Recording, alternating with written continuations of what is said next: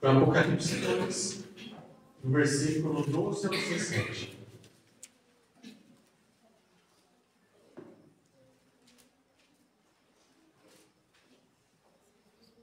Então diz assim a palavra de Deus.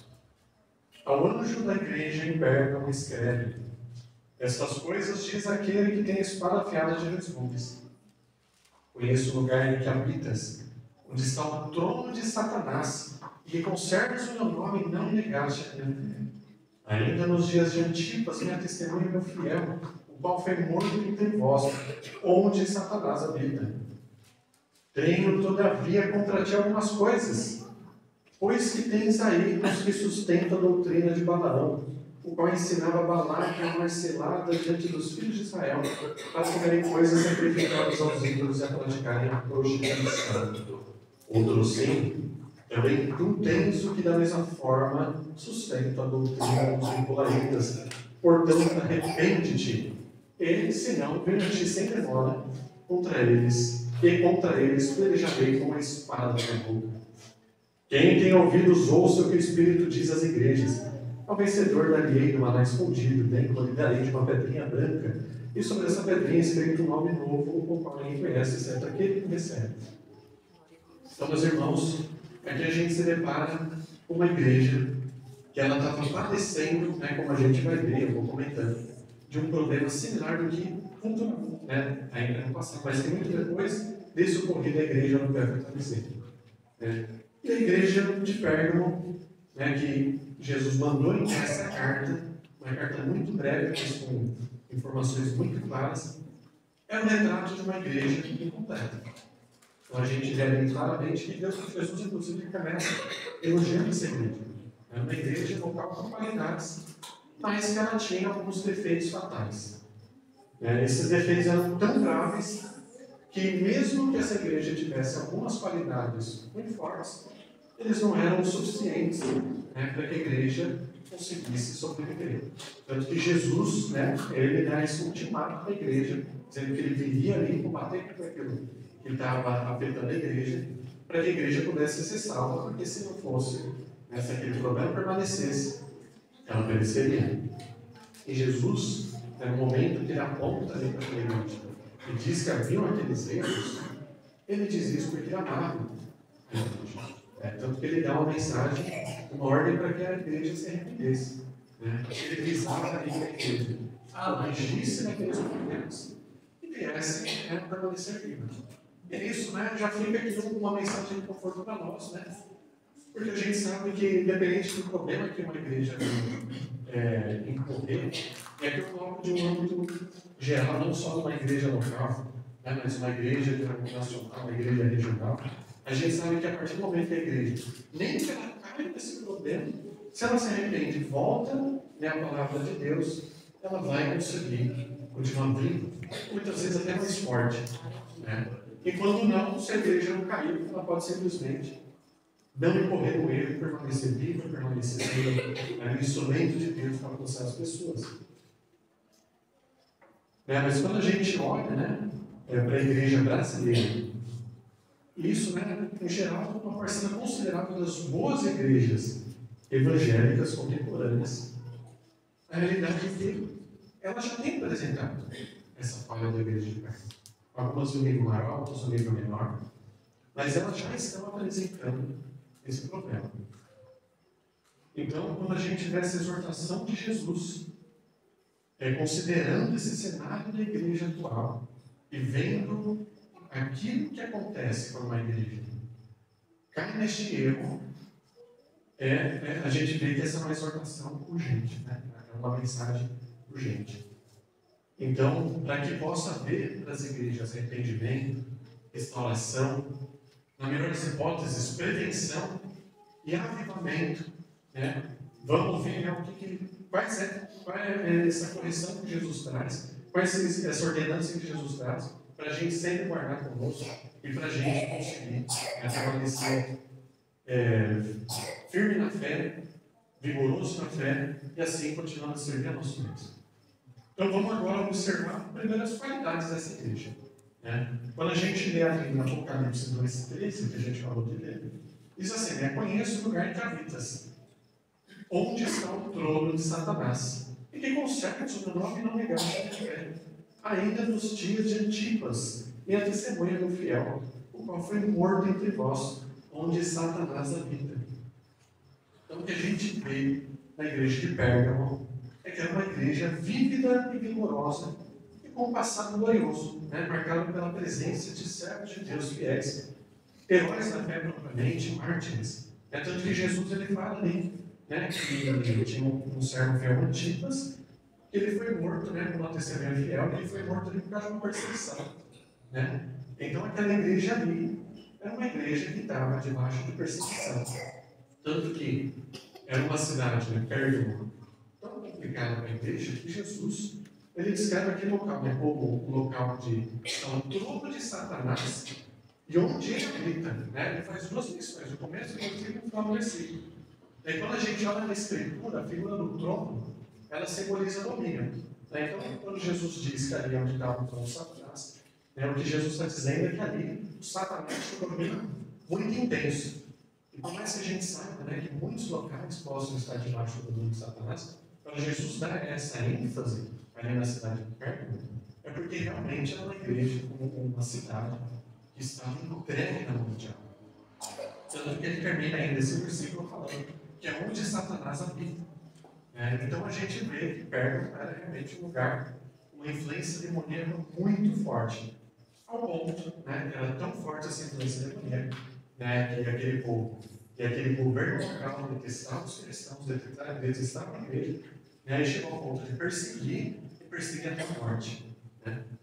Então, era este local que a igreja estava.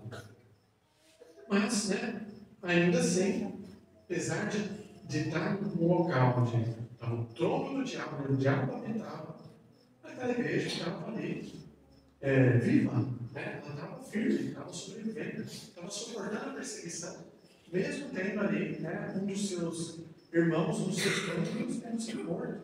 Né? Então, mesmo diante do tamanho da perseguição, aquela igreja ainda estava permanecendo fiel a Cristo, pelo menos na entrega a Deus. Então, era uma igreja que era resiliente e fiel ao ponto de sobreviver a uma perseguição. Por isso que a gente pode dizer que é uma igreja que era ainda vívida e vigorosa. Uma igreja com esse nível de resistência diante da perseguição, uma perseguição que leva à morte, é uma igreja que ela entrega ao Senhor em muitos sentidos, é uma igreja que ora e busca o Senhor, é uma igreja que está passando por esse tipo de sufoco e tribulação e sobrevive. É uma igreja que passa isso sem orar. Né? São igrejas que a gente pode supor que elas louvam a Deus, elas cantam a Deus, elas adoram o Senhor e que elas têm a presença do Espírito de Deus sobre elas. Né? Então a gente pode afirmar isso sobre a igreja de Pérgamo baseado no que eles estavam passando e estavam sobrevivendo. E aí que vem, né, o alerta. Porque quando a gente vê que apesar de toda essa qualidade, toda essa vivacidade, essa igreja estava ali, com risco de perecer, com risco de perecer espiritualmente, né, isso deve tocar o nosso coração. Né?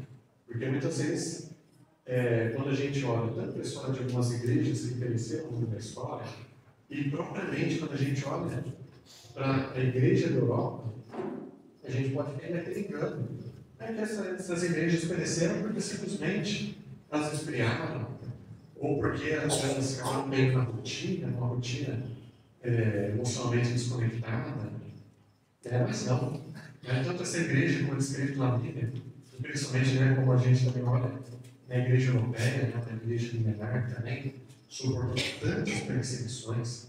A verdade é que a Europa foi se converter por meio do derramamento de sangue dos mártires. Né? Então a gente vê que até que um dia a Europa se tornasse completamente cristã, os cristãos ali eram perseguidos, perseguidos em Roma, depois foram perseguidos em outros locais, depois na Reforma, os reformadores foram perseguidos também, fugiram para todo canto. E mesmo também, então, essa igreja, tantas qualidades, uma história tão forte, tão marcante, uma teologia que tinha, a princípio, uma qualidade tão grande, faleceu, né? Então, a gente tem que ver o seguinte, né? De um lado, de uma igreja perfeita, né? Todas as igrejas vão ter, né, vão estar em algum nível, com alguma imperfeição, né? Mas que existem também igrejas mais saudáveis do que outras, só que também igrejas que elas ficam doentes, né? E a igreja doente, ela pode chegar a um ponto de perecer, né? E foi o que aconteceu ali. Foi a igreja de Pérgamo, né? Uma igreja com qualidades, mas que estava doente, e foi a igreja europeia, que era uma igreja com grandes qualidades, mas que ficou doente e assim pereceu. Então agora vamos ver exatamente qual que é essa fala, né? Aonde, né, que a igreja de Pérgamo estava tropeçando, né, sobre o risco iminente de morrer, e aonde que a igreja europeia tropeçou e morreu. Né? Então vamos rever aí no capítulo 2 de Apocalipse, o versículo 14 e 15, onde Jesus expõe exatamente qual era a falha ali da igreja de Pérgamo. Diz assim o Senhor: tenho, todavia, contra ti algumas coisas, pois que tens aí os que sustentam a doutrina de Balaão, o qual ensinava a Balaque a armar ciladas de Israel, para comerem coisas sacrificadas aos ídolos e praticarem prostituição. Outro sim, também tu tens os que da mesma forma sustentam a doutrina dos nicolaítas. Então aqui Jesus revela que ele tinha uma coisa contra a postura dessa igreja. Né? Novamente, né, a gente precisa ter em mente que Jesus está falando isso. Não é para atacar essa igreja, é para corrigir, né? É para que essa igreja aperfeiçoasse e ela pudesse se arrepender e retornar aos caminhos do Senhor. E para todas as igrejas ao longo da história pudessem também se prevenir, né? E não cair no meio que essa igreja estava caindo. Jesus, né, sendo ele um bom pastor, ele guia a sua igreja, né? E ele, para o bem da própria igreja, ele não mede palavras. Aqui a gente vê definitivamente uma coisa: é um momento que Jesus não está sendo politicamente correto. Ele não tenta moldar a sua palavra ali para não ofender as pessoas envolvidas no pecado, e nem aqueles membros da igreja que não estavam diretamente envolvidos naquilo. Jesus, ele dá os nomes, dos grupos doutrinários que estavam infiltrados na igreja. Ele explicitamente cita as falhas que eles cometiam, para que a igreja pudesse se arrepender e para que todas as igrejas pudessem se prevenir da contaminação. Jesus expõe abertamente quem eram aqueles bons devoradores, aqueles hereges, aquelas pessoas que estavam apartadas do Senhor, inclusive aqueles movimentos que estavam entrando na igreja. E uma coisa interessante é que aqueles movimentos, por exemplo, os nicolaítas, que Jesus estava expondo que eles estavam entrando na igreja, e a igreja de Pérgamo estava suportando a presença deles, era uma seita que naquele momento estava em ascensão. Então, esse discurso de Jesus aqui, essa palavra de Cristo, essa exortação é definitivamente naquele período muito polêmica. Porque muitas vezes a gente vai até ver, quando algumas igrejas elas vão expor que existem teologias herégicas, existem erros que a gente deve evitar, e aí muitas vezes ficam naqueles erros que basicamente todos sabem que está errado, todos já rejeitam, só aqueles que estão naquela seita específica que acreditam. E na verdade isso não vai prevenir muita igreja, porque esses erros muitas vezes as pessoas todos já sabem que está errado. Enquanto tem novos erros que estão se levantando, estão ameaçando a igreja, e muitas vezes os irmãos e as lideranças não falam, porque isso se torna muito polêmico. Então, se por exemplo, hoje alguém querer falar que a teologia da prosperidade é herética, na verdade, que qualquer pessoa que não está dentro de uma universal, uma igreja, uma mundial, já sabe que uma teologia que ela se aparta da palavra de Deus. Mas agora, para alertar de outras heresias e que a gente vai chegar nisso, muitas vezes, algumas lideranças não fazem isso. E eu falo isso de uma forma tranquila, aqui porque, exatamente por eu não congregar nessa igreja, todo mundo pode saber que eu não estou de nenhuma forma dizendo, pensando em alguém. Muito pelo contrário, porque eu creio que essa igreja é uma igreja muito fiel. Eu creio que eu estou trazendo essa palavra para prevenir e para que essa igreja esteja sempre firme na palavra de Deus. Então a gente aqui, quando olha, o ensinamento que a gente já pode tirar disso, dessa postura de Jesus, como a conduta do cristão deve ser, quando estarem diante de ordenanças de Cristo e desse bom combate da fé que envolve defender a verdade de Deus, defender a palavra de Deus e defender a sã doutrina contra erros doutrinários, a gente não pode ser politicamente correto. Jesus está dando exemplo, a gente é discípulo de Cristo, ele é o nosso mestre. Esse Jesus, ele cita o nome de heresia, ele cita um erro específico para combater, exatamente como a gente deve agir. Mas agora vamos ver qual que é essa postura em que essa igreja errou. Porque quando a gente olha para a Bíblia, a gente vê que em muitos momentos a Bíblia já falava que teriam falsos mestres, falsos doutores, hereges de todo tipo que se levantariam, que entrariam na igreja. Então vamos até ver alguns destes avisos que a palavra de Deus nos dá, para a gente constatar diretamente na palavra. Então, eu convido os irmãos, primeiro ler diretamente ali na boca de Jesus, quando ele estava no seu ministério terreno. Vamos ler primeiro ali no Sermão da Montanha, Mateus 7, eu convido os irmãos a abrirem, para a gente ler o versículo 15.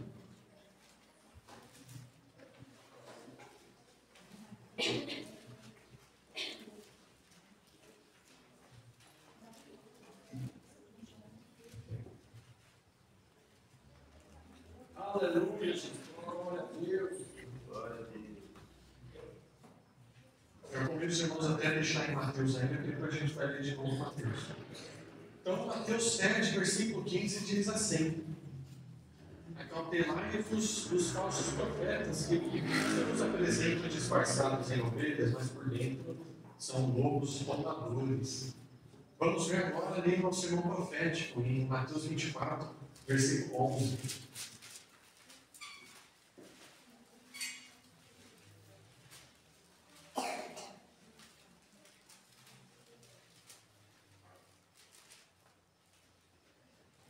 Diz assim a palavra de Deus: levantar-se-ão muitos falsos profetas e enganarão muitos.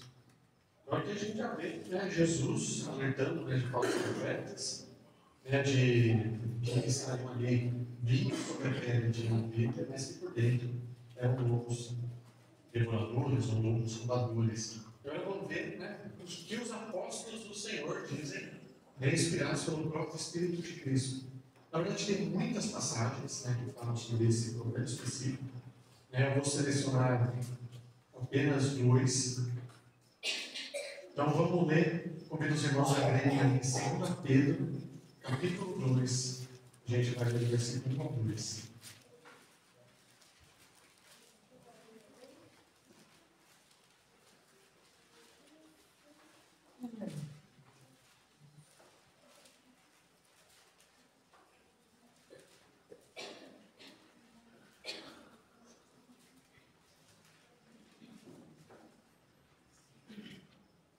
Você diz o Senhor: assim como no meio do povo surgiram falsos profetas, assim também haverá entre vós falsos mestres, os quais introduzirão dissimuladamente heresias destruidoras, até o ponto de renegarem o soberano Senhor dos Estatutos, trazendo sobre si mesmos repentina destruição.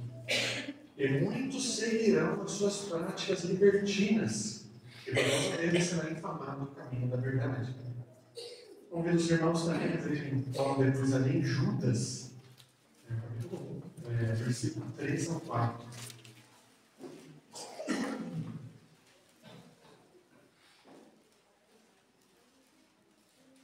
Diz assim: amados, quando empregado com toda diligência escrever-vos acerca da nossa comum salvação, foi que me senti obrigado a responder-me convosco, exortando-vos a batalhar diligentemente pela fé que uma vez por todas foi entregue aos santos. Pois certos indivíduos se introduziram com simulação, os quais desde muito foram antecipadamente pronunciados para esta condenação, homens ímpios que transformam em libertinagem a graça do nosso Senhor Deus e negam o nosso único soberano e Senhor Jesus Cristo. Então a gente vê aqui, peço até os irmãos deixarem aberto, que a gente vai ler em de novo, mas eu já comento aqui, né? Como nessas duas passagens, né, dos apóstolos, né, que Jesus já tinha orientado, a gente vê como aqui, né, o Espírito do Senhor está avisando a sua igreja que viriam nesses falsos mestres, com essas doutrinas distorcidas e com essa característica libertina. Né? Tanto em Judas fala, né? Eles transformariam a graça de Deus em libertinagem, né? Ou seja, usariam a graça de Deus como pretexto para defender uma postura antinomiana, né? Ou seja, contrária à igualdade de Deus, portanto, né, de libertinagem mesmo. Isso a gente vê também ali na 2 Pedro, né? Que muitos seguiriam suas práticas libertinas. A gente vê, pelo menos nessas passagens, uma característica específica, né, desses hereges. Porque a gente sabe que vai ter, existe todo tipo de distorção doutrinária, mas né, nessas duas passagens dá para fazer esse tipo de erro, né, que a gente vai ver, inclusive, né, como isso está diretamente conectado com o que aconteceu com a igreja de perto, a igreja europeia, e que está afetando na igreja americana, a igreja brasileira. Eu convido a gente a fazer uma outra leitura em 1 João, capítulo 2, versículo 18.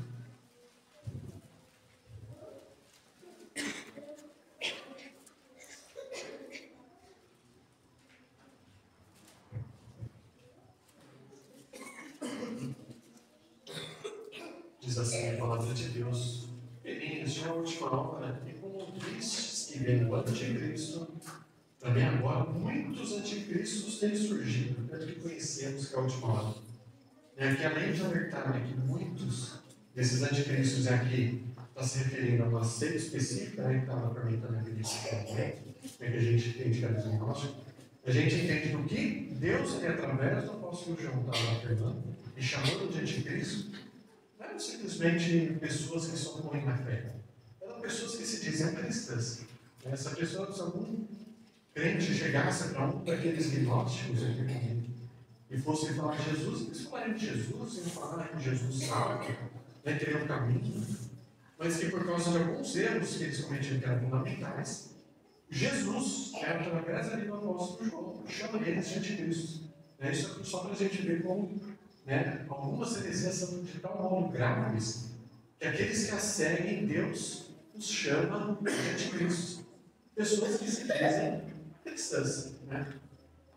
Mas aí, né, depois a gente vê que na palavra de Deus já tinha avisado, que ia ter tantos ataques, do diabo por meio de heresias, de falsos mestres, que a igreja de Pérgamo estava diante de falsos mestres, de heresias. Poderia se levantar a pergunta, mas qual que foi o erro então, dessa igreja? Porque se a igreja deveria ser atacada, certamente, por falsos mestres e falsas doutrinas, aonde eles estavam?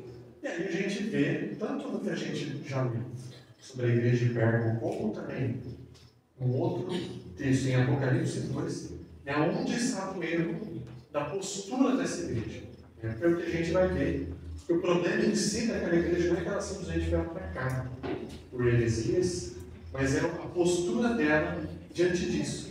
E Deus nos ensina sobre isso, dando um exemplo de uma outra igreja que na verdade acertou. Era uma igreja ali que também estava passando pelo mesmo problema, também estava lidando inclusive com os mesmos tipos de doutrinas, só que eles tiveram uma postura diferente. E essa igreja, nesse ponto, foi elogiada por Cristo. Então, convido os irmãos a retornar para Apocalipse 2, que a gente vai ver do 1 ao 7, e aí a gente vai ver o que Jesus fala sobre essa igreja diante do mesmo problema que ela está enfrentando. É uma igreja que ela não era perfeita também, mas que diante desse problema terrível, ela assumiu a postura correta e Jesus elogia essa igreja. Então, aqui, essa igreja é a de Éfeso. Era a igreja que nesse ponto estava acertando. Então, diz assim a palavra de Deus: ao anjo da igreja de Éfeso escreve: essas coisas diz aquele que conserva a mão direita 7 estrelas e que é no meio dos 7 candeias de ouro. Conheço as tuas obras, tanto o teu amor como a tua perseverança, que não pode suportar os homens maus, e que puseste à prova os que a si mesmos se declaram apóstolos e não são, que os achaste mentirosos, e têm perseverança, e suportaste provas por causa do nome, e não te deixaste esmorecer. Eu, porém, contra ti que não nasce teu primeiro amor. Lembra depois de onde caíste, arrepende-te e volta à prática das primeiras obras. E senão, venha a ti moverei do teu lugar ao teu candeeiro, caso não te arrependes. Tens, contudo, a teu favor, que odeias as obras dos israelitas, os quais eu também odeio. Quem tem ouvidos, ouça o que o Espírito diz às igrejas. Ao vencedor darei que se alimente da árvore da vida que se encontra no parede de Deus.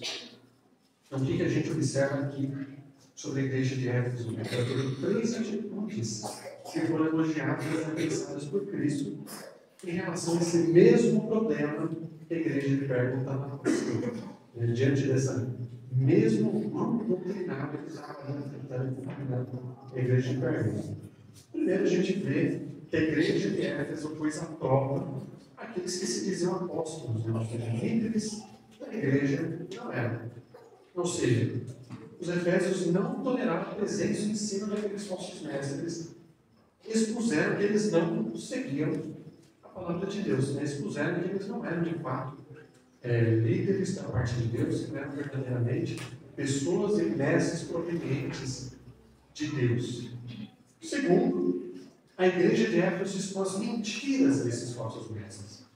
Ou seja, além de expor publicamente que eles eram falsos mestres, de fato não eram mestres, que eram inimigos de Deus, também expôs que os ensinos que eles traziam eram falsos. Que não procedia de Deus, que não eram nada além de mentiras. Então a gente vê, primeiro, expôs que eram falsos mestres, que não eram mestres vindos de Deus. Segundo, expôs os ensinos deles como falsos, como é o caso da doutrina dos nicolaítas, expôs que aquela doutrina era falsa e perniciosa. E terceiro, diz também que eles, a igreja de Éfeso, odiou e repudiou as obras dos nicolaítas, como o próprio Cristo odeia.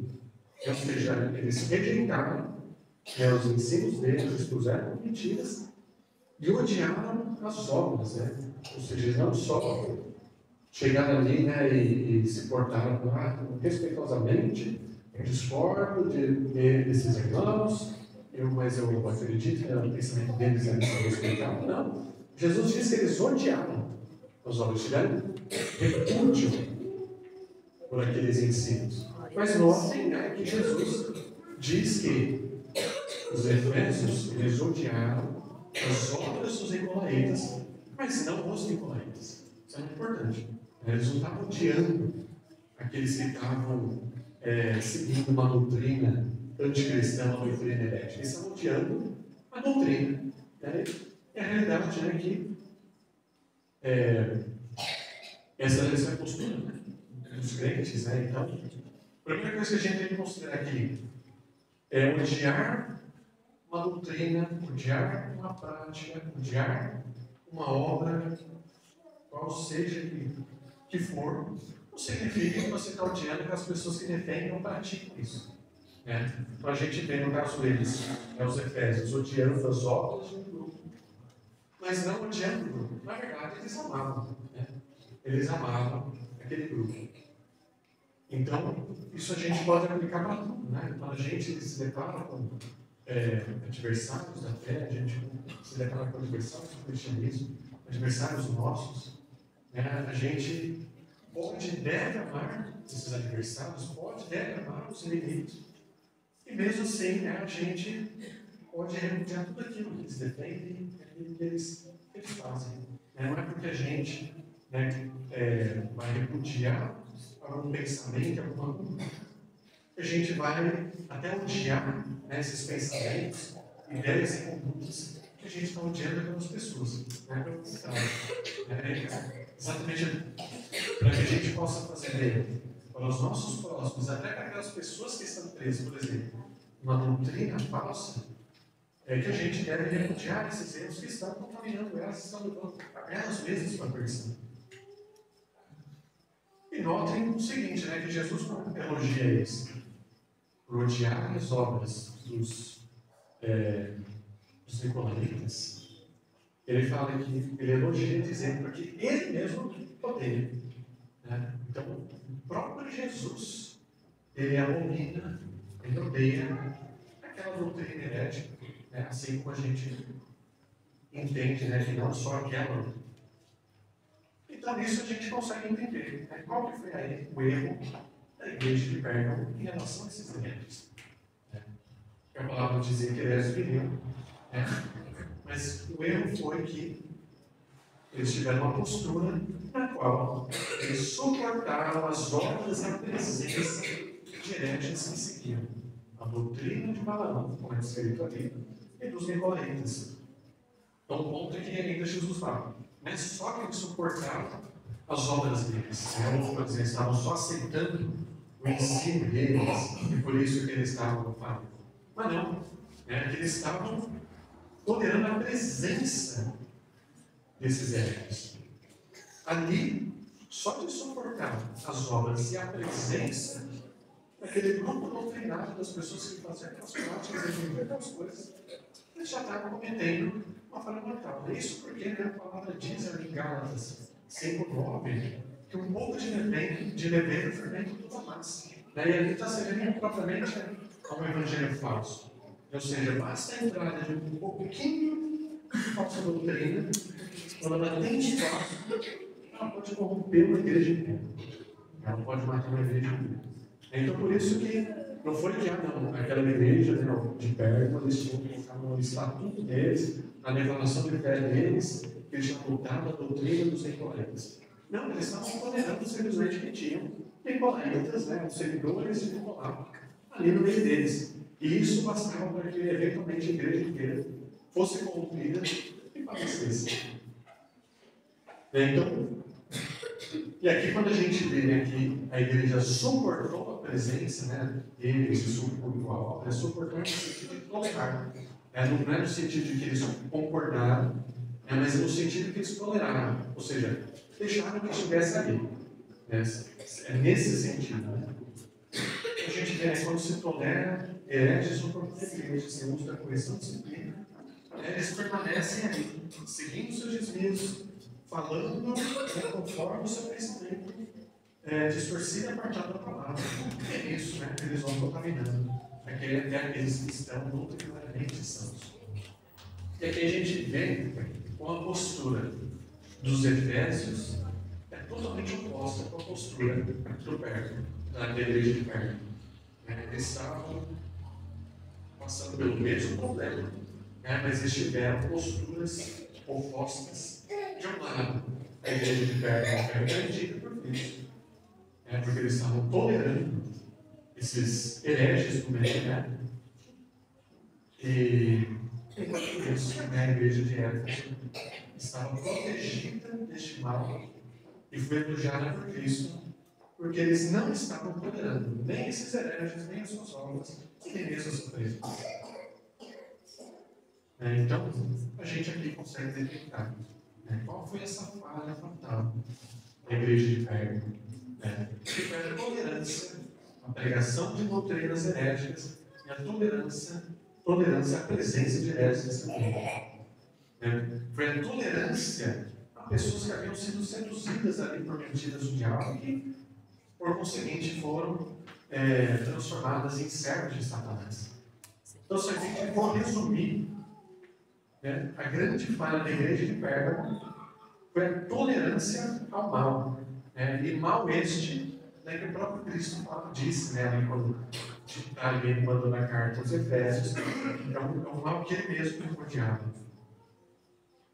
E aqui, como eu estou usando um termo que é tão, a certo ponto, polêmico, ele está totalmente imerso no termo sobre a tolerância, eu vejo que é importante distinguir o que é a tolerância mesmo, o que seria a intolerância. Porque a tolerância significa não aceitar algo, mas exercer uma postura, né, de algum nível, está respeitando, né, esse algo, né, que eu aceito no meio. Então, para deixar de uma forma bem clara, né, o que eu estou me referindo à tolerância, né, o que seria, então, a intolerância? Primeiro, né, de um lado, uma pessoa pode aceitar algo, né, pode aceitar uma doutrina, né, que simplesmente significa que ela concorda com isso. Então, para exemplificar, né, seria como se chegasse uma pessoa na igreja que defende as pautas LGBT. É uma pessoa que aceita isso, significa uma pessoa que ela concorda. Eu acho que ela está certa. Tolerar, né, então significa não concordar, mas acreditar, né, que, por exemplo, esse pensamento deve ser respeitado, né, e o espaço dessa pessoa deve ser respeitado, seja para ela expor suas opiniões. Né? Então, num caso como esse, é como se o irmão, diante dessa pessoa que chegou que defende essa pauta, ela não concordar, né? Fala, eu penso diferente, mas eu acho que ela tem direito à opinião dela, né, dela defender a opinião dela aqui neste meio. E, né, não tolerar implica em não concordar, mas também nem aceitar, né, que essa pessoa deve ter esse direito, né, de defender essas ideias, de defender essa postura, né? Então, usando esse mesmo exemplo. Né? Então, se chegou uma pessoa que defende a LGBT, o irmão que decide não tolerar isso, não significa que ele vai agir com violência, né, que vai pegar essa pessoa e vai agredir, mas significa que ele não vai considerar que aquilo é legítimo para ser relacionamento. Então, ele deve ter um direito, aquela pessoa que chegou deve ter direito de se expor, ou mesmo de estar dentro dele, porque ele sabe que aquilo vai contra os outros. Então, ele vai buscar os meios que Deus prescreve para que este problema seja corrigido. Né? Então, ele vai corrigir aquela pessoa, ele vai chegar para a pessoa, vai pregar para o dedo do diabo. Por exemplo, nesse mesmo exemplo, a pessoa ainda rejeita e fala: não, para mim essa é uma falta fundamental, né? E a gente tem que aceitar isso. Aí o irmão, né, que não tolera esse mal, ele chegaria, né, para a liderança da igreja e diria: vejam, tem alguém defendendo uma pauta totalmente anticristã. E aí, né, a igreja não é a providência.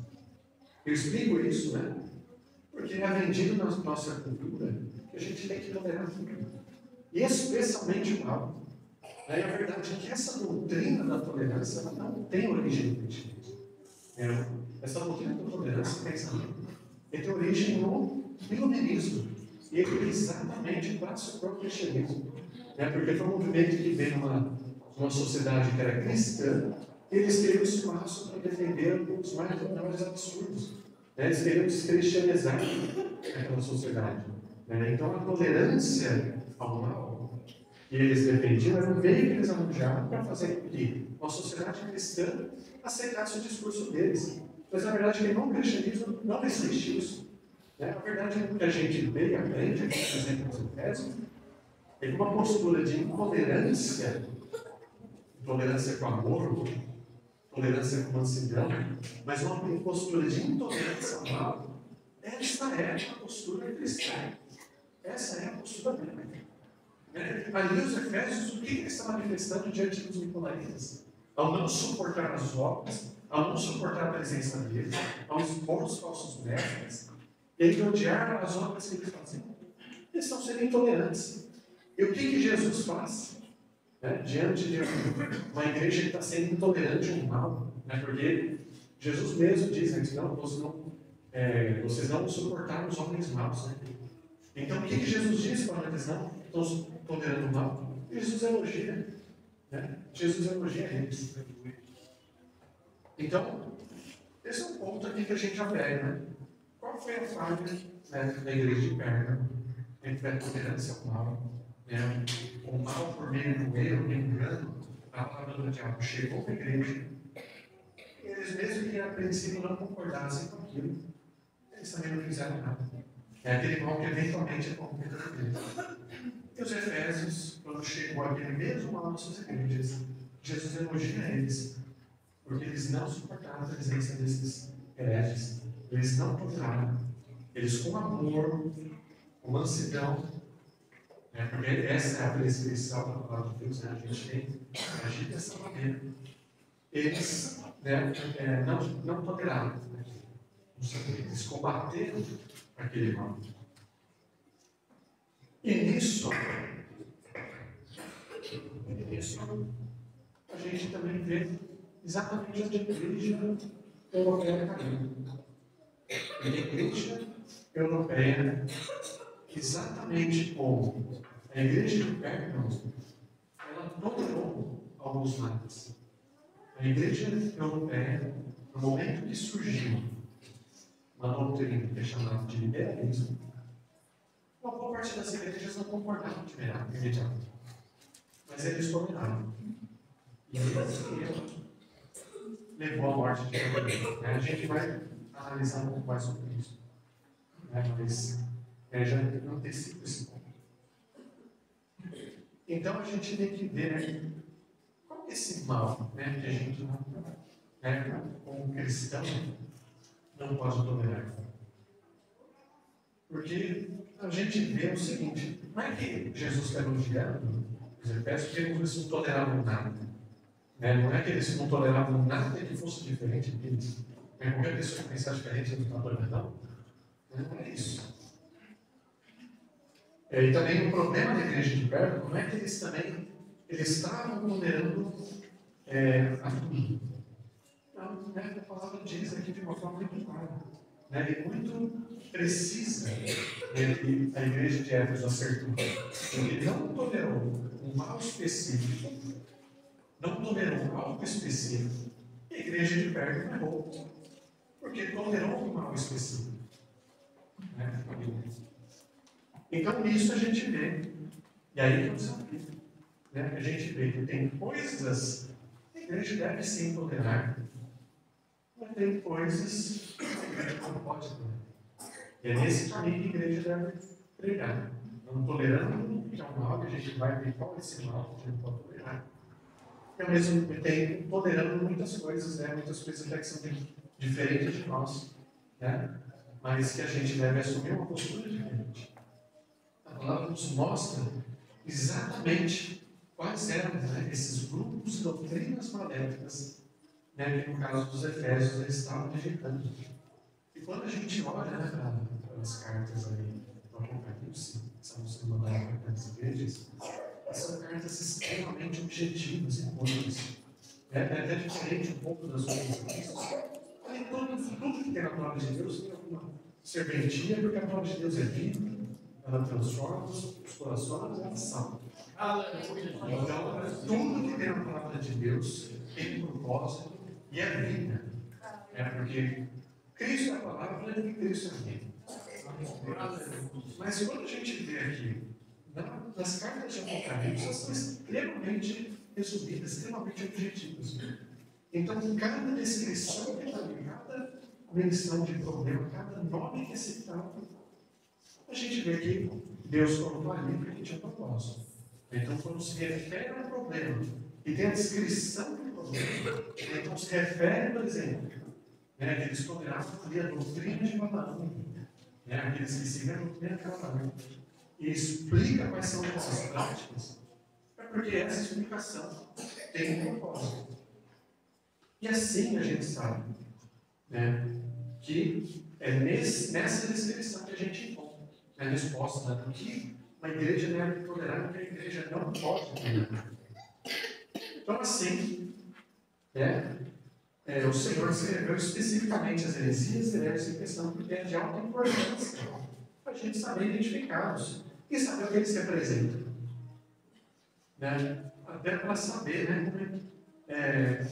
como também é importante saber identificar o tipo de mal que eles se representam e que não deveria ser tolerado e que não deveria ser tolerado. Porque o que a gente vê é que ali não é o único grupo doutrinário da história da igreja que a igreja não poderia tolerar era aquele específico da Nicolaense. Não, na verdade eles representam algo. Esse é algo que a igreja de todas as eras deve evitar. Então,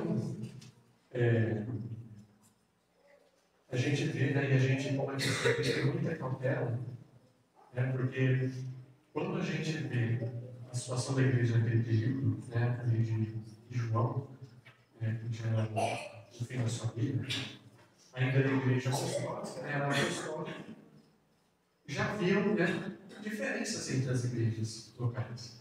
Né? Então você pega ali a igreja de Pérgamo, a igreja de Éfeso, a gente vê mesmo antes ali nas epístolas paulinas, todas as igrejas locais já estavam, né, com alguns erros particulares.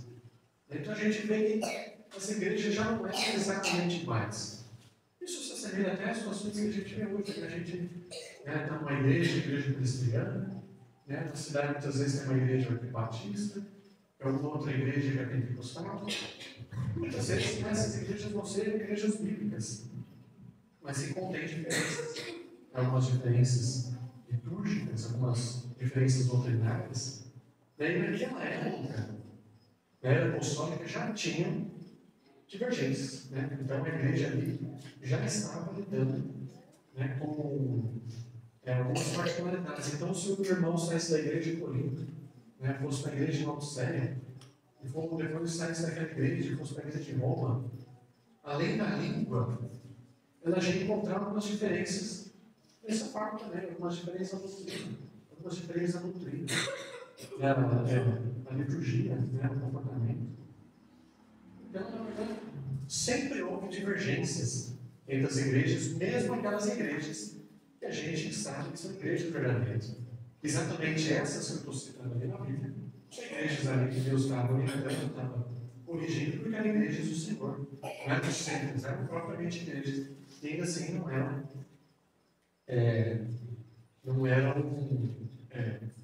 iguais, umas às outras. E por isso, ali nas cartas que seriam enviadas aos líderes das igrejas locais daquela era, Jesus exige a tolerância a todas essas divergências. Mas tão somente exalta a rejeição vigorosa de certas heresias. Então isso mostra, que tanto existem alguns desvios especialmente perigosos, abomináveis diante do Senhor, como também nos mostra o nível de desvio que não podemos aceitar. Ou seja, duas coisas: tipos de erros, que a igreja não pode aceitar de forma nenhuma, e níveis de erros que também não podem ser aceitados. Mas ao mesmo tempo mostra que o que não chega a isso, a gente tem que lidar de uma maneira diferente. Então a gente vê que nem toda divergência era repudiada pelos Efésios, mas somente aquelas divergências graves, específicas, descritas ali na carta de Apocalipse. Naquela carta a gente vê no texto. Isso também confirma que a mensagem de Cristo quanto às heresias hereges não se restringiu àqueles grupos históricos específicos, os quais, por sinal, nem sequer mais existem. No caso dos nicolaítas, não existem mais.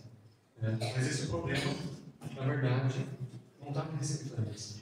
E a gente vê duas formas que nos mostram claramente isso. A primeira é porque quando a gente vê Jesus elogiando os Efésios, diz que eles não podiam suportar os homens maus.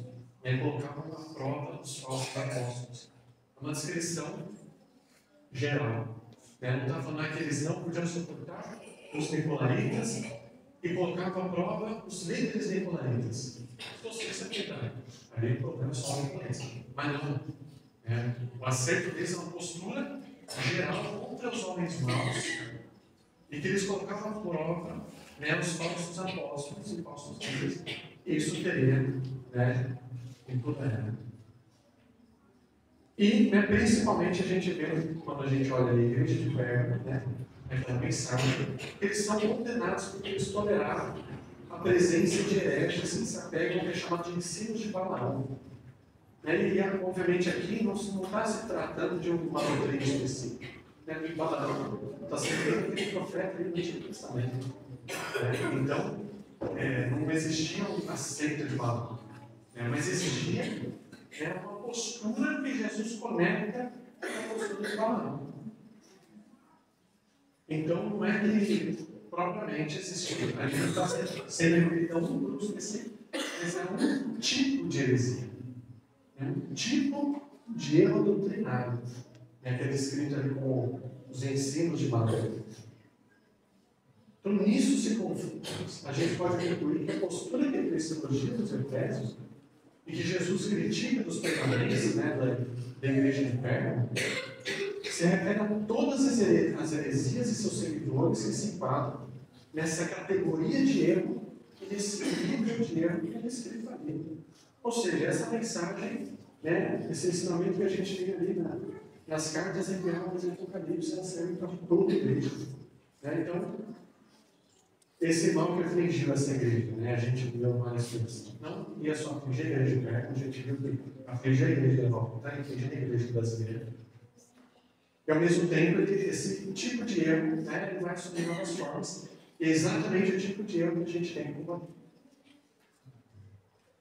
Então, né, a gente tem que aplicar, né, e ver. A gente soube, então, né, quais eram esses tipos de erro, mas não aumentam. Mas qual é essa categoria exata, né, de heresia, de doutrina falsa? E vamos depois ver, hoje, qual heresia que se enquadra nisso, exatamente para a gente lidar hoje. Então, quando a gente olha para o texto bíblico, a gente vê quais eram as posturas, né, quais eram os ensinamentos, né, que ali Jesus está repudiando. Se a gente for resumir, né, o que é descrito ali que os nicolaítas praticavam, e a gente vê isso também pelos ensinamentos tradicionais da igreja, que falam desse doutrinário, eles levavam os crentes a praticar duas coisas. Ou era comer de comidas sacrificadas aos ídolos, que por mais que hoje não seja uma aplicação direta, né? Porque o paganismo está mais fraco, né? A gente tem algumas lições, o paganismo está mais fraco. Mas, né, essa postura, ela revela, né, um tipo de conduta displicente em relação àquele que é profano, imundo e proibido por Deus. Né? Deus falava que não poderia comer de coisas sacrificadas aos ídolos. E aqueles nicolaítas ensinavam exatamente isso. Então, uma postura irreverente, né, e despreocupada em relação ao que é imundo e profano, em relação àquilo que é ímpio, o que leva também a compreender que era uma postura irreverente àquilo que é santo. E outra coisa que eles ensinavam era a prática da libertinagem sexual, né, que a gente sabe pela Bíblia que é uma prática especialmente imoral e corruptora. E isso, né, a gente vê ali descrito que os nicolaítas praticavam, e que era também aqueles que seguiam, que é chamado de doutrina de Balaão, praticavam. E quando a gente olha o próprio Balaão, né, a gente vê que essa questão da libertinagem, da imoralidade sexual é tão grave, e quando o Balaão, né, ele queria levar os israelitas a se transgredir, a se contaminar, ele usou de ciladas, né, exatamente para levar o povo de Deus, né, naquele momento. Né, isso instigado ali pelo rei Balaque, né, o Moabí, para enfraquecer, ele queria enfraquecer os israelitas. O meio foi exatamente levar o povo a cometer imoralidades sexuais, porque eles sabiam que esse era o meio de corromper o povo e conduzir, né, a sacrificar os ídolos, né, a ser perfeito doutrinariamente. Eles sabiam que se o povo de Israel sucumbisse à moralidade sexual, eles iriam, né, em algum nível, estar com Deus e tomando parte ali com doutrinas pagãs, né, que não está sendo infiéis ao Senhor. E aí a gente consegue ver, né, a categoria, né, desse erro, que é aquela igreja, dessas heresias, que estavam afetando a Pérgamo cometia, e também o nível né, que Jesus instrui, né, e elogia ali para que os Efésios, né, eles repudiassem e elogia que eles estavam repudiando.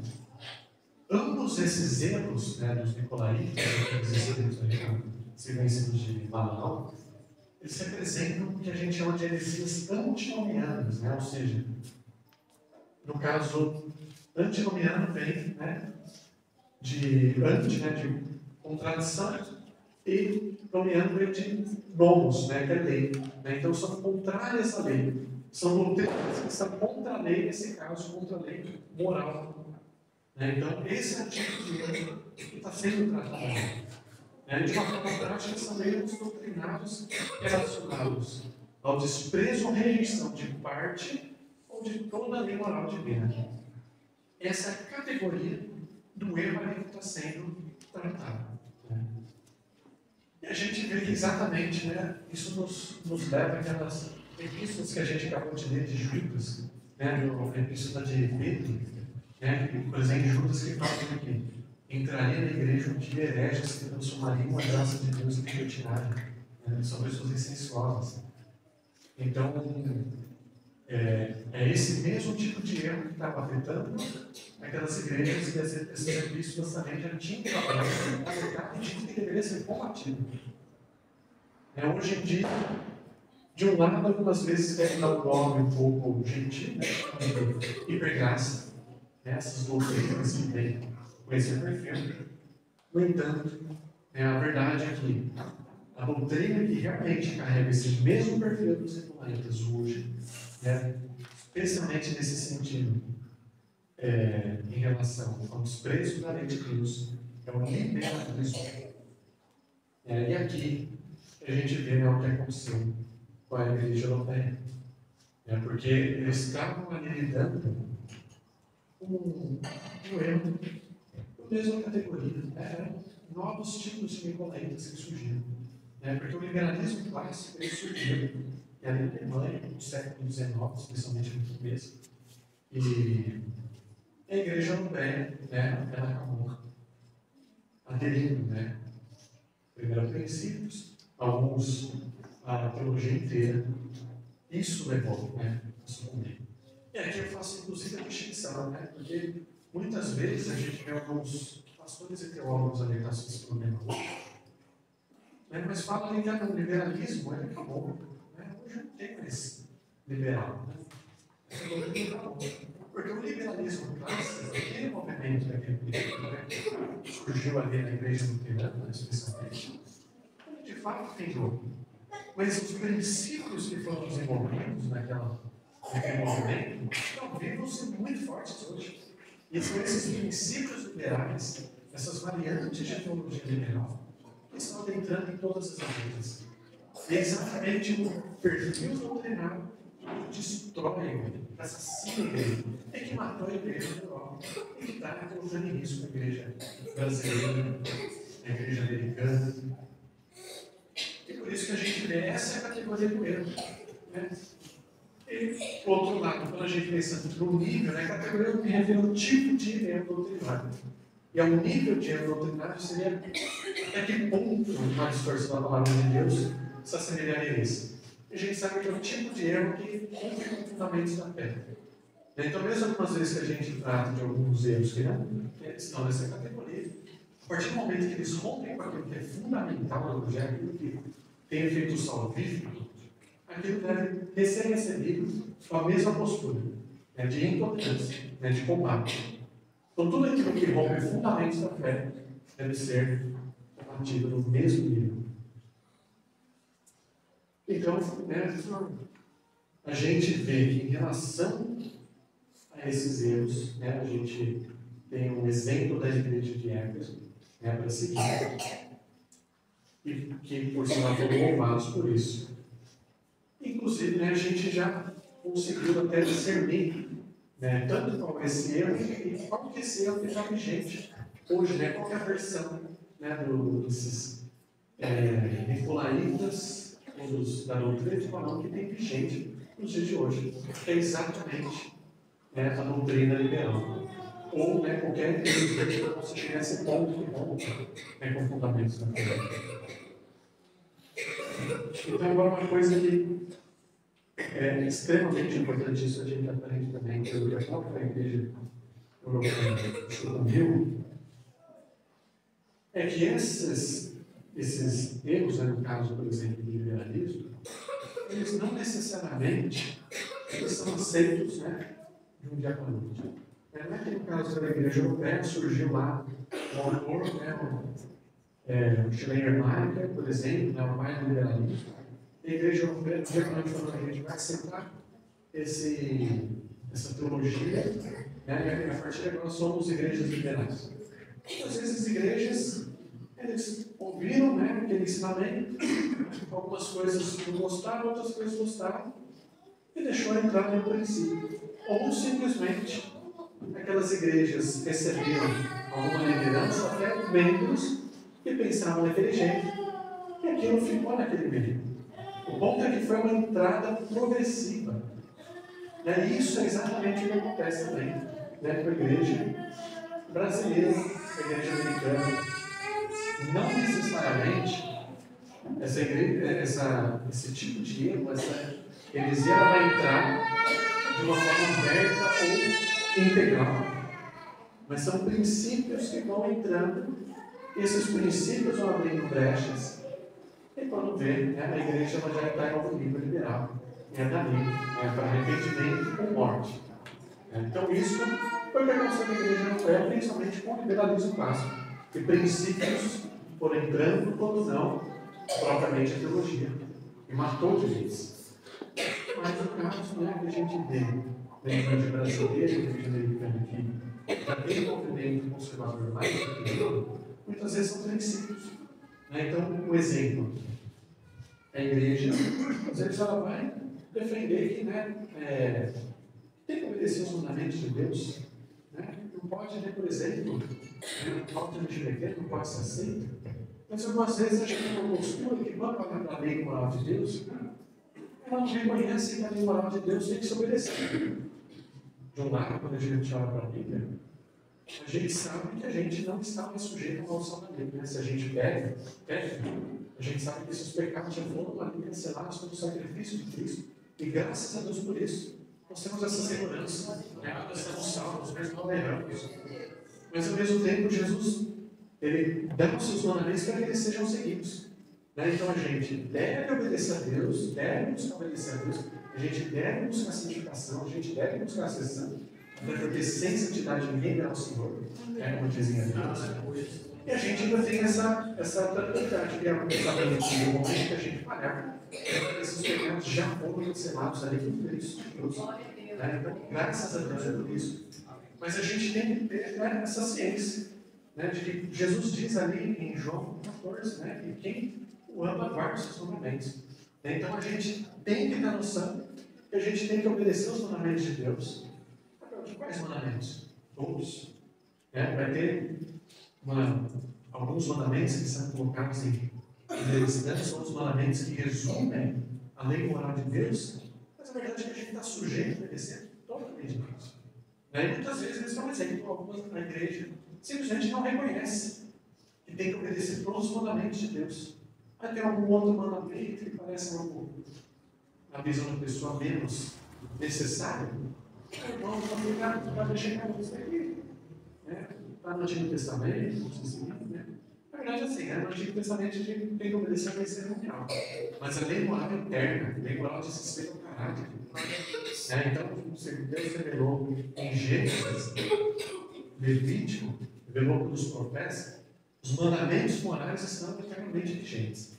Então, o que pode acontecer é isso. É uma postura que a igreja religiosa, diante dos mandamentos de Deus, que já não é firme, já não vai entrar. Porque a partir do momento que não reconhece que são todos os mandamentos de Deus que devem ser obedecidos, já começa a dar abertura para alguns outros. Passou o tempo, o pecado começa a entrar na igreja. O pecado, na visão de muitos, pode ser pequeno. Aí depois a pessoa vê, não, mas você faz tal coisa, a Bíblia diz que não pode, mas você pode fazer isso, eu vou fazer outra coisa também. E nisso, a igreja vai se contendo com aquela cultura. Outro meio pelo qual o diabo tem disseminado essa heresia dentro da igreja tem sido o feminismo. Inclusive, tem um estudo muito interessante do autor americano, que é o Wayne Grudem, que ele viu que o feminismo tem sido um novo caminho para o liberalismo. Tem exatamente uma obra que mais diz isso. Toda a igreja que foi se tornando feminista, ela findou por se tornar liberal.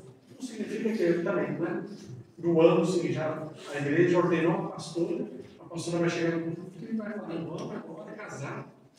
Gay, vamos mas liberar geral. Isso vai ser algumas vezes depois de décadas.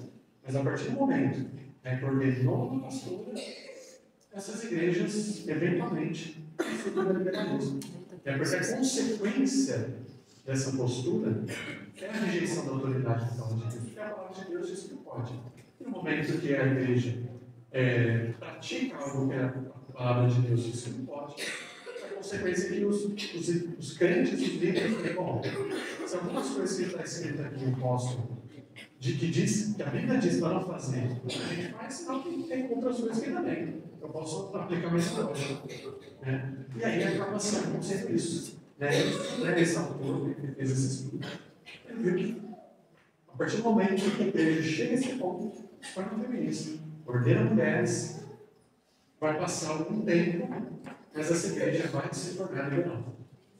Isso é inevitável. Então esse tem sido o caminho. E o próprio feminismo, ele não vem do dia para a noite. Né? A igreja, ela segue ali um modelo bíblico, né? Liderança masculina, ensino masculino, do dia para a noite. Então, não quer saber, vamos ordenar pastoras, diaconisas, a partir de agora, só para mulher. Vai ser uma coisa gradual também. Então, algumas vezes, começa a conciliar a autoridade. A mulher, nem a palavra diz, né? A mulher não ensina, nem exerce a autoridade de homem. Né? E coloca a mulher para ensinar também, para pregar. E também isso tudo vai, né, abrir um caminho para que um dia a igreja se torne feminista. Então, o que a gente tem que ter em relação a todos esses desvios é a postura de rejeição total. Né? É de realmente não aceitar. Né? Porque a partir do momento que começam a entrar, né, eles começam a abrir brechas. E nem que algumas vezes seja uma pessoa que pensa assim, eventualmente outras pessoas podem já estar, né, sendo contaminadas, especialmente quando isso chega no liderança. Então, a gente vê que quando a gente olha para o cenário, né, da igreja brasileira, da igreja americana, esse já é um problema real. Por isso que, quando eu estive ali na Europa, para mim foi algo extremamente alarmante. Porque eu vi o que matou a igreja europeia, foi uma igreja morta, e eu vi que o que tinha matado a igreja europeia não é que estava só lá, não. Já estava chegando no Brasil, já estava dentro das igrejas, já estava dentro até de igrejas conservadoras. E aqui, o que eu vi foi realmente uma calamidade, né? E também um senso, né, de trazer uma mensagem urgente, né, que a igreja ela tem que assumir essa postura igual a igreja evangélica.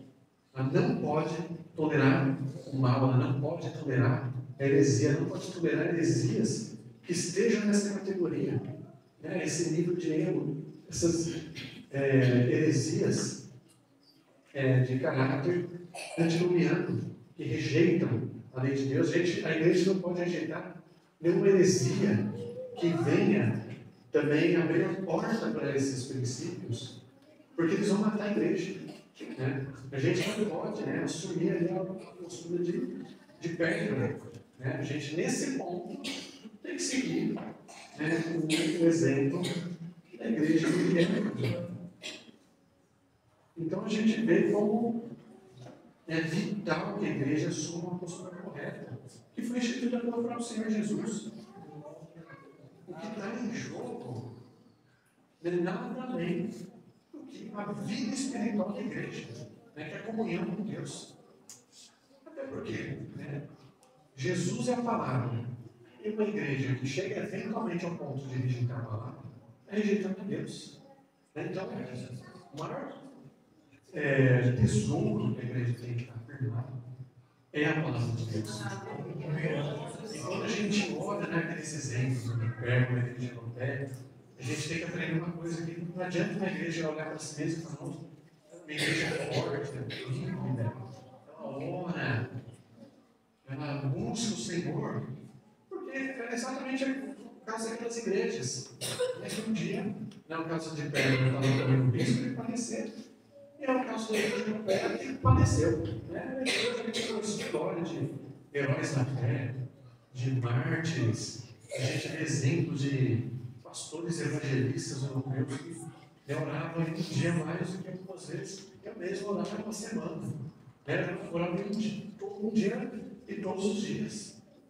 Então, é uma igreja que era vigorosa. Mas ainda assim, a partir do momento que não ouviu esse ensinamento de Cristo, a partir do momento que não ouviu o que o Espírito Santo diz à igreja, essa igreja está descendo. Então, o que resta é obedecer a Deus, obedecer esse mandamento de Deus, assumir essa postura. Não adianta a gente confiar no nosso fervor. É algo bom, é ótimo. A igreja que tem essas características, ela tem qualidades. Como a gente viu ali na igreja de Pérgamo, uma igreja que resiste perseguições, uma igreja que a gente tem que estar fervorosa ali. É uma igreja que ainda está com a vida ali, com a presença do Senhor. Mas a gente não pode só confiar no nosso fervor, na nossa entrega emocional, no nosso comprometimento da igreja, das obras. Porque mesmo quando a gente olha para isso, quando a gente compara com alguns exemplos da igreja europeia que morreu, algumas vezes a igreja brasileira não chega naquele ponto. E ainda assim aquela igreja morreu.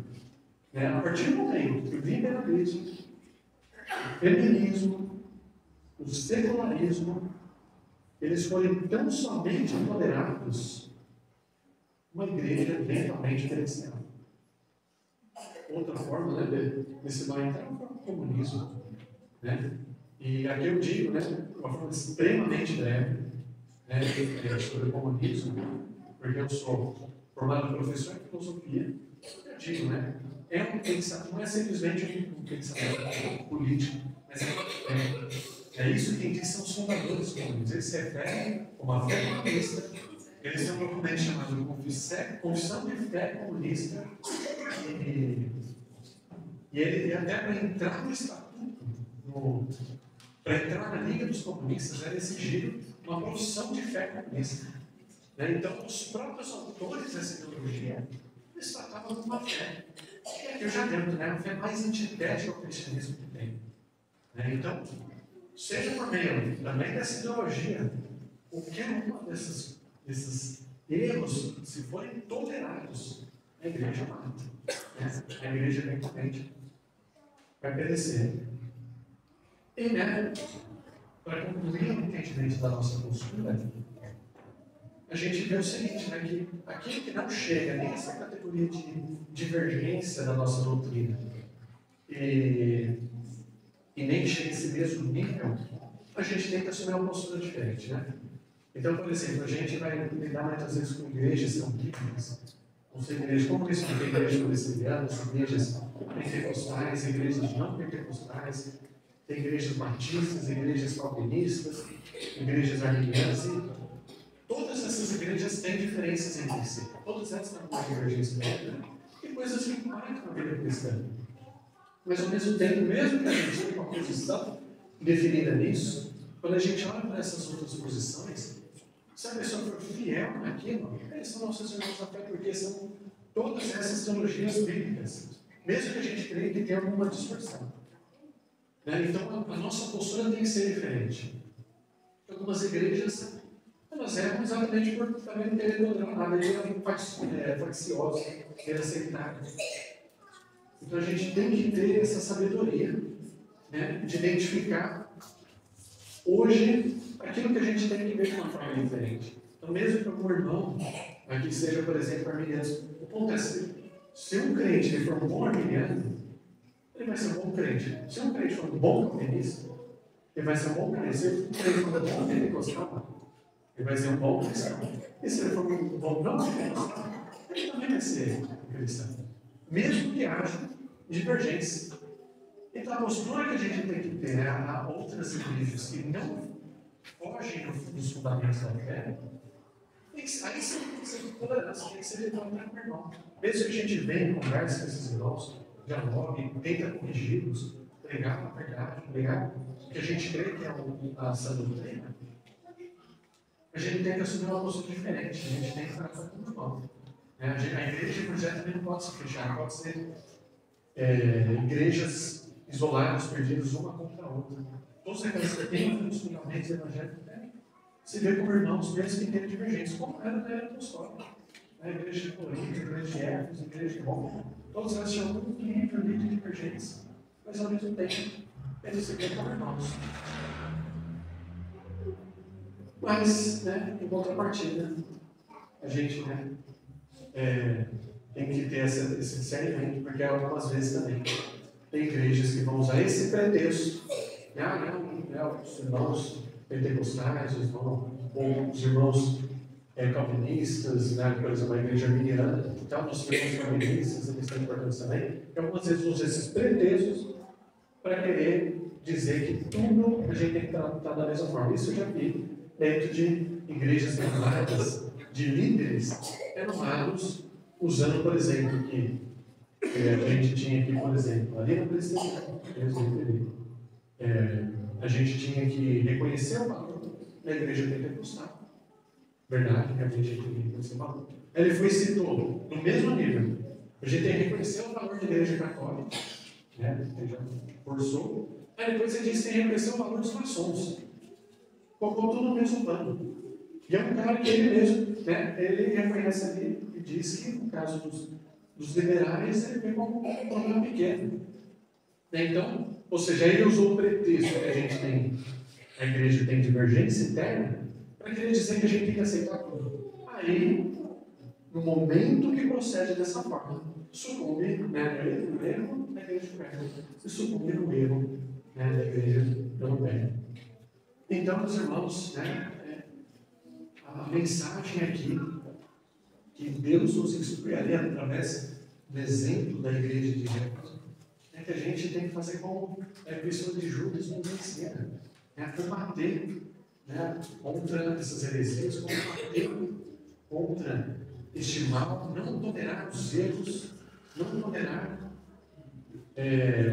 tudo aquilo que vai contra a palavra de Deus, aquilo que é fundamental, a fim de que as nossas igrejas, que a nossa igreja permaneça fiel e viva, e de modo a continuar levando o evangelho da salvação, não somente os que estão dentro, mas também todos eles espalhados pelo entorno. A gente vê aqui uma igreja cheia, em plena sexta-feira, glória a Deus por isso.